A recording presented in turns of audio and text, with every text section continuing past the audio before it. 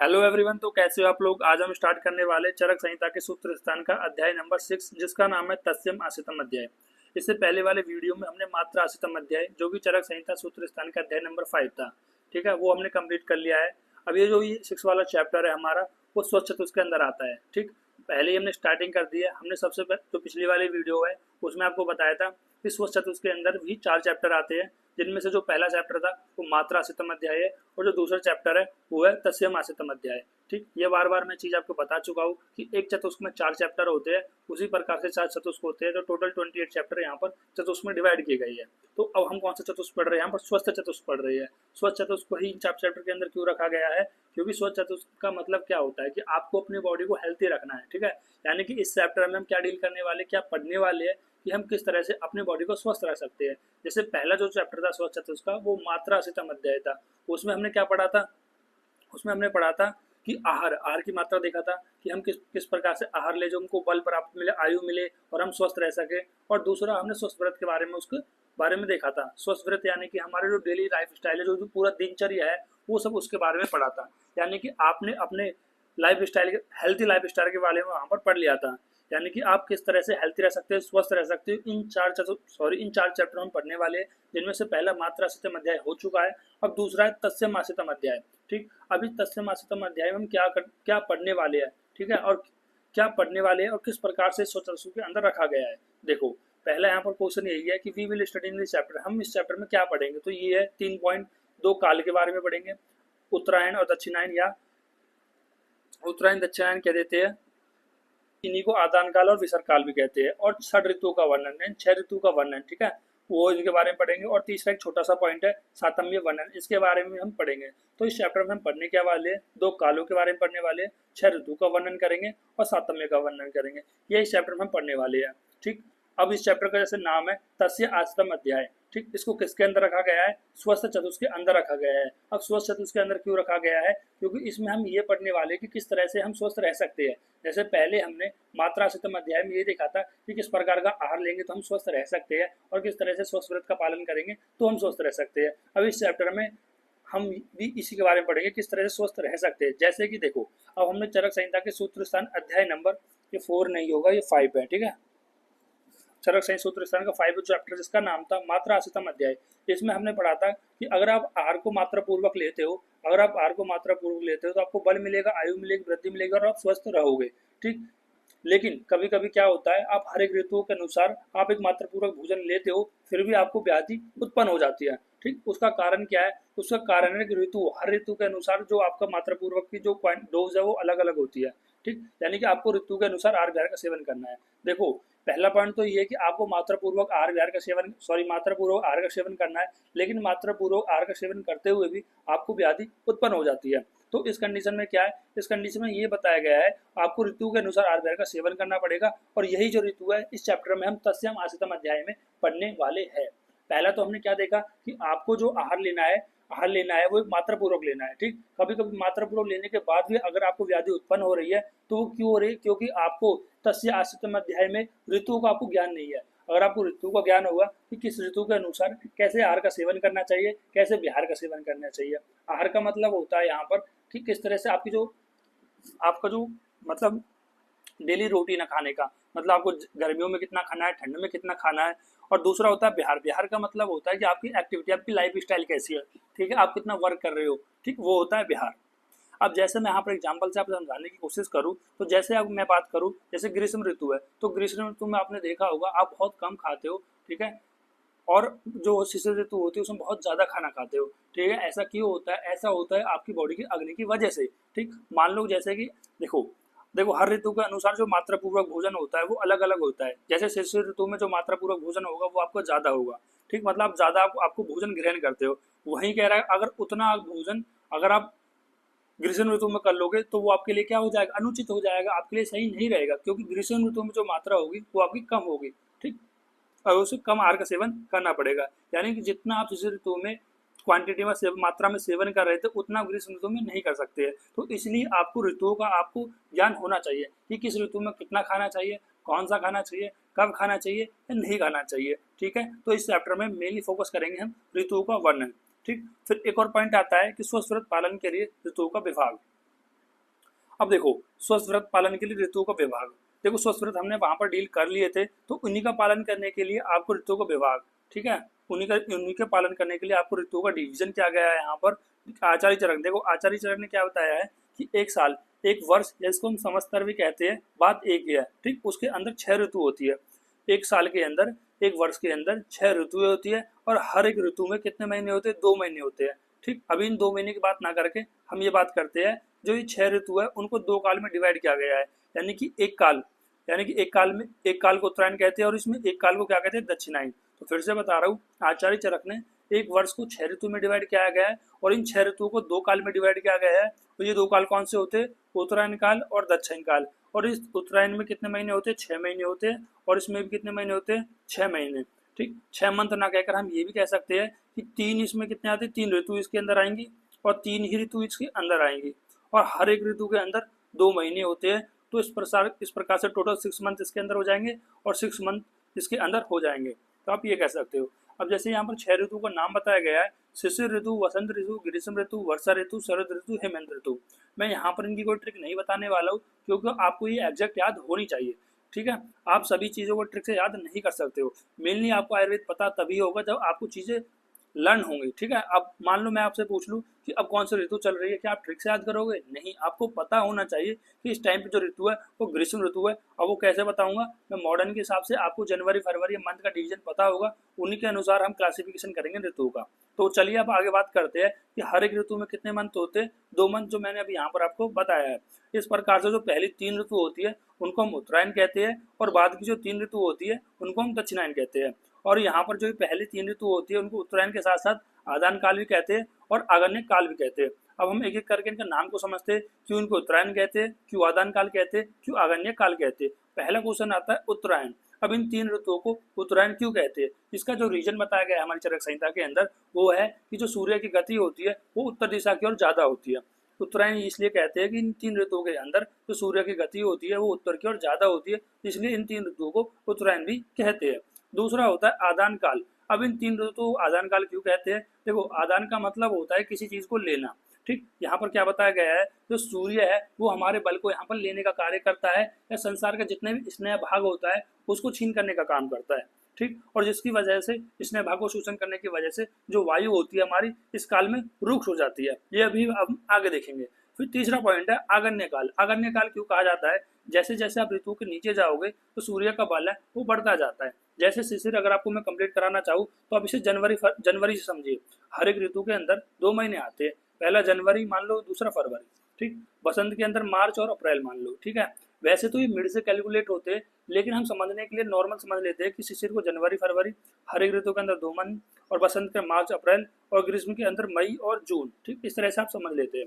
यानी कि देखो जनवरी फरवरी मार्च अप्रैल मई जून, जब इस ऋतु के आप अंदर नीचे आओगे, जैसे कि अब आपकी ग्रीष्म ऋतु चल रही है, तो इस टाइम पे जो अगन्य काल है, जो सूर्य का जो काल है वो बहुत ज्यादा, सूर्य का जो अग्नि है वो बहुत ज्यादा होती है इस टाइम पे, तो इसलिए इन 3 ऋतुओं को अगन्य काल भी कहा जाता है। फिर इसी प्रकार से जो ये अगली नेक्स्ट 3 ऋतु होती है इनको दक्षिणायन कहा जाता है। अब दक्षिणायन क्यों कहा जाता है, क्योंकि इन 3 ऋतुओं के अंदर जो सूर्य की गति होती है वो दक्षिण दिशा की ओर ज्यादा होती है।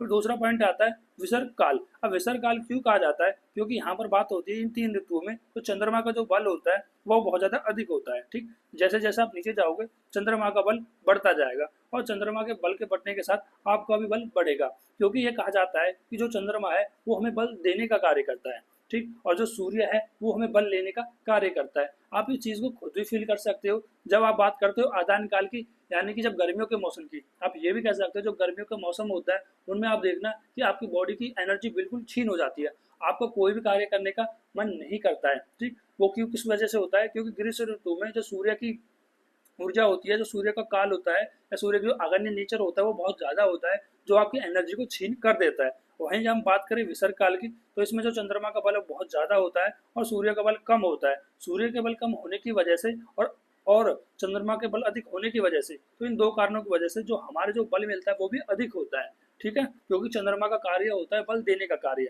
फिर इसको हम सौम्य कहते हैं। सौम्य क्यों कहते हैं, क्योंकि इसमें चंद्रमा का बल ज्यादा होता है।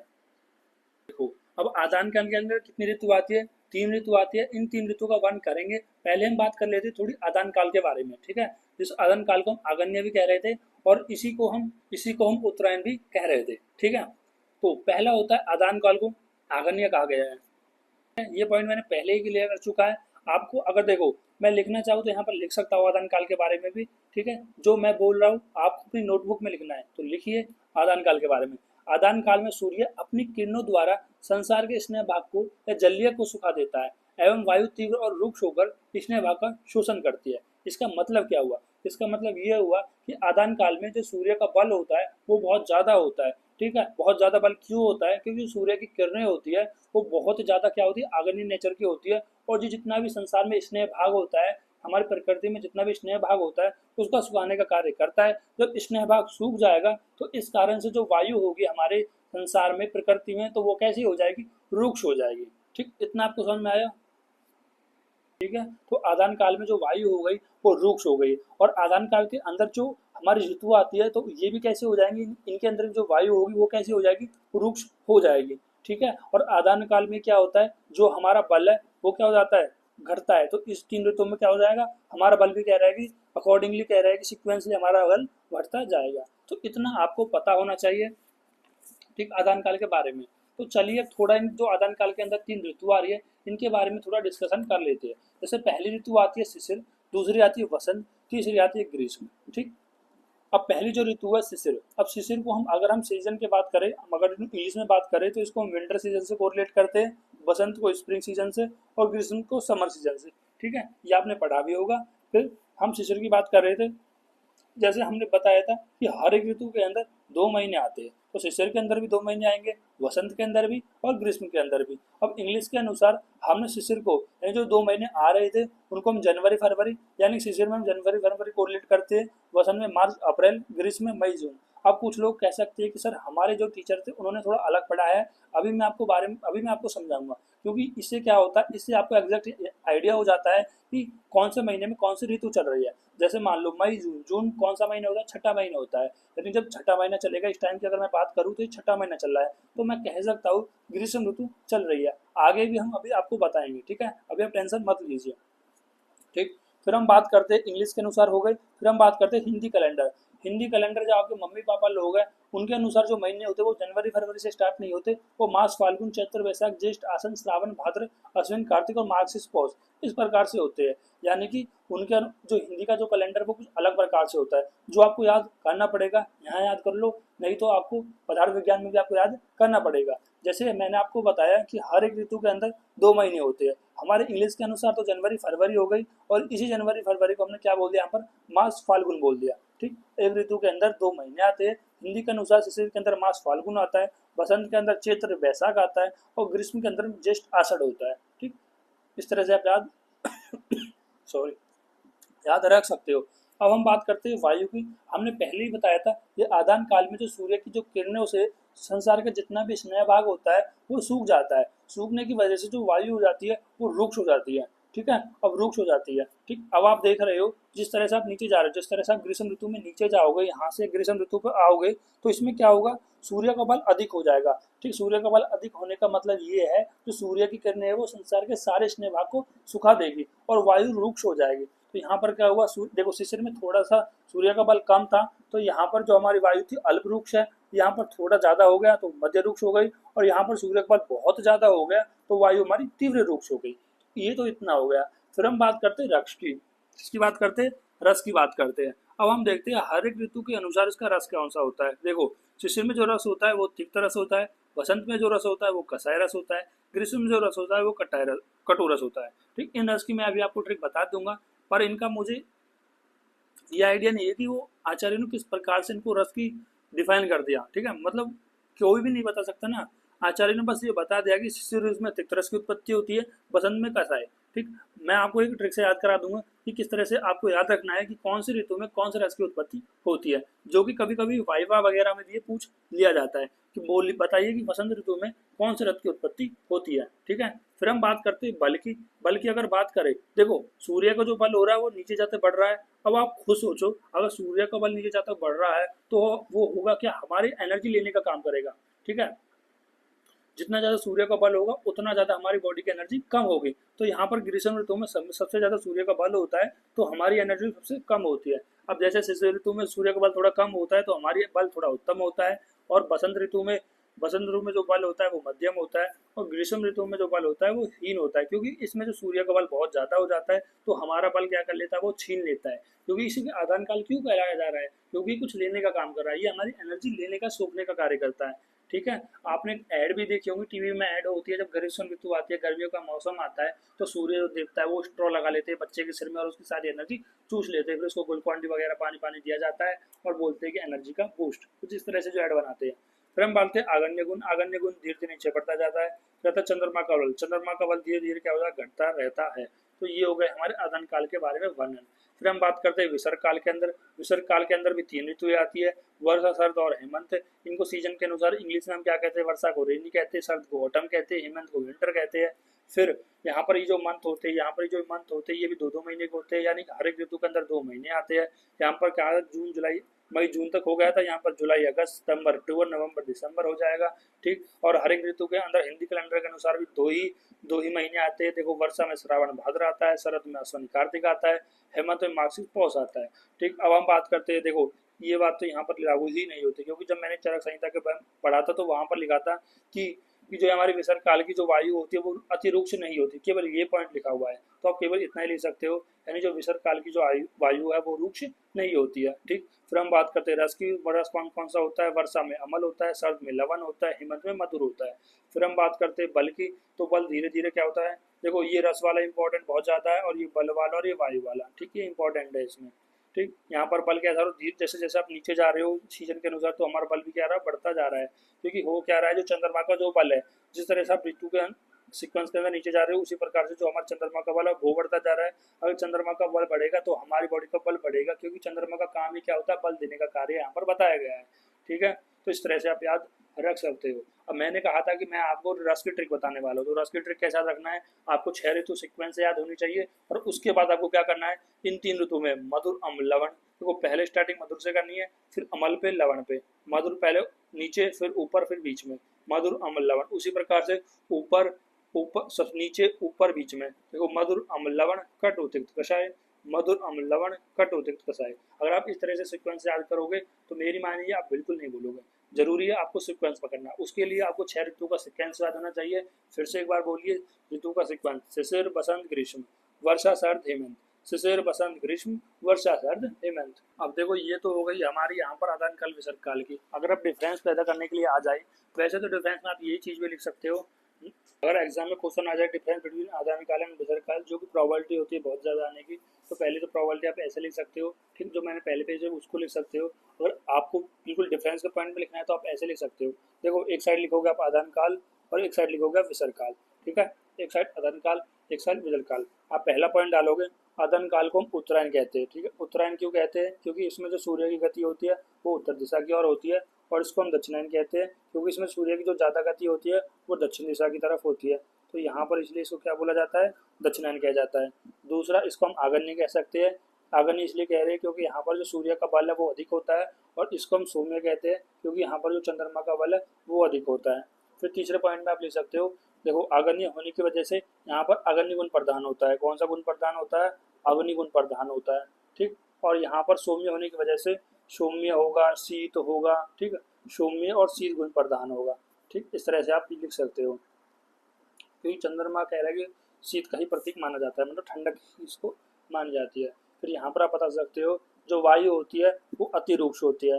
वायु अतिरूक्ष होती है। अतिरूक्ष वायु क्यों होती है, क्योंकि जो सूर्य होता है वो सारे बल को छीन कर देता है। जो सूर्य होता है वो सारे बल को छीन कर देता है, इसलिए यहाँ पर जो वायु होती है वो अतिरूक्ष होती है। जबकि विसर्ग काल में ऐसा कुछ नहीं होता, चंद्रमा वायु को रूक्ष नहीं करता बल्कि स्निग्ध करता है। ठीक, तो यहाँ पर आप बोल सकते हो वायु रूक्ष नहीं होती है। इसलिए मैंने ये वाला पॉइंट काट दिया था, क्योंकि यहाँ पर वायु को रूक्ष माना ही नहीं गया था, क्योंकि यहाँ पर सूर्य की गति बहुत कम होती है, सूर्य के जो बल होता है वो कम होता है, और चंद्रमा का जो बल होता है वो अधिक होता है, जिसकी वजह से रूक्ष नहीं होती, स्निग्ध होती है।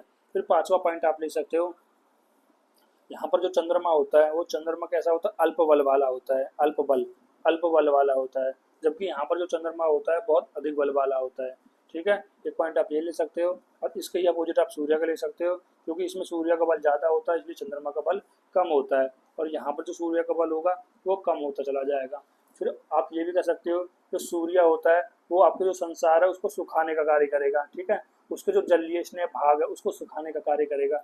जबकि चंद्रमा जो होता है वो पोषण का कार्य करेगा, ठीक, एनर्जी देने का, बल देने का जो कार्य करता है वस्तुओं को, ठीक।